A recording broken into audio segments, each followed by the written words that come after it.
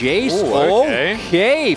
So completely changes what this composition does, but is, in theory, a really strong matchup. So the 1v1 at least, a lot of confidence being shown here by Frog. We'll see whether that is what's going to work out, or whether they're just going to get ran over from the start of this draft. I'm very excited to see how it's going to go, though, as we jump into the rift for game number 1. I'm always happy to see experimentation, particularly when it comes to the jungle champions. I feel like there is a lot of spaces. Yehu's Tristana thus far, unfortunately, not too convincing. That's a lot of not hitting all the creeps, but yeah. Sometimes you don't need to hit all the creeps to have a good time. If you're also just not going to give over a bunch of kills, it's okay. That is going to be the red just stolen away by Sponge. Very nicely done. Wants to just give those over. And okay. In goes Pleta. Does find the headbutt back onto Polo, but Polo is Rakan, and so he can Battle Dance or Grand Entrance or do any of his buttons.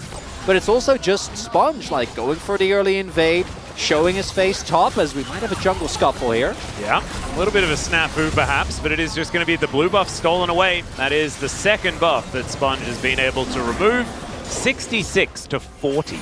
This is not exact, like, even Peanut was able to stay ahead by a massive amount of farm as Teddy going to absorb a whole bunch of buttons here, as the heal had already gone down from Polo. Arrow going to be flashed there by Polo.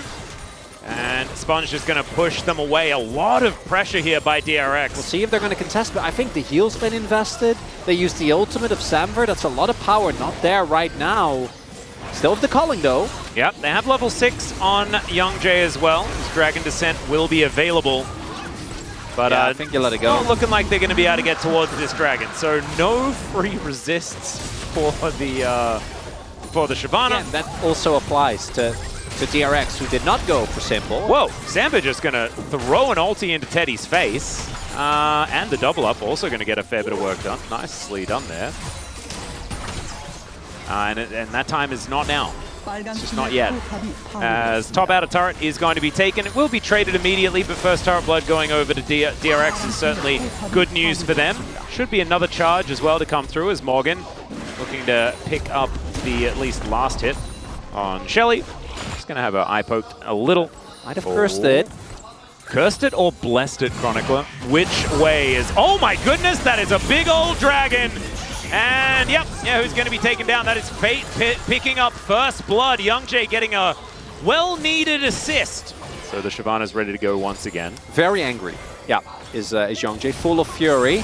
Well, speaking of which, that's going to be a great interrupt as the arrow is going to sail by. Pleta slowed down as Samba doing a fair bit of work, strutting his stuff down here towards DRX as Morgan's Narbar is looking gorgeous.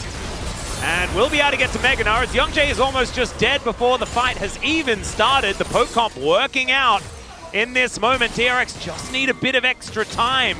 Of course, in a lot of these fights, seen much from Fate for the last little while. And okay, the poke Brion, is just sort of landing. Yeah, need to go.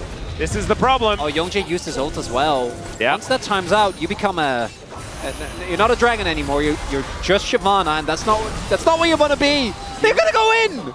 You've really got to start hitting some things. As I do like the Astalos skin. It's actually kind of dope. As okay, Arrow this time is going to connect onto Fate. There's the flash pulverize, and Fate's just going to be taken out. Morgan trying to do his best as the quickness gets into the backline, but it's not going to be enough. The shock blasts rain down, and Samba, there's nothing he can do here. It is just Pleta having a field day, and now the resets come in. That should be an ace, and there it is. The first 5 kills for DRX, and they may be the only 5 that are required this game. Yeah, for Brion, like that was rough. And they got hit by a bunch of poke to start it off as well. I mean, I think that this is exactly the scenario that DRX were looking for. As I don't know how this happened. The Baron was just taken. Polo's just gonna die to Frog. I was talking about picture-in-picture. Frog gives his life for the good of the colony. There we go. He dies. He gets 2 teleports. Just straight up flatline like we were dead, and then we're going to be revived in the direction of DRX very aggressively towards the end. That arrow is going to hit, as did all the spears. And And Dragon's Descent has to be used very defensively here from Young Jay. Right now, it's feeling a little bit like the Spacing Guild, and I'm just waiting on a spaceship. Oh my god. As, all right, Pleta goes in, does find a headbutt onto Morgan, but it's the turret that they really want. Yahoo is looking to push Polo out of here, who's not finding a flank at all. And Bro just still haven't quite... oh, I love the optimism.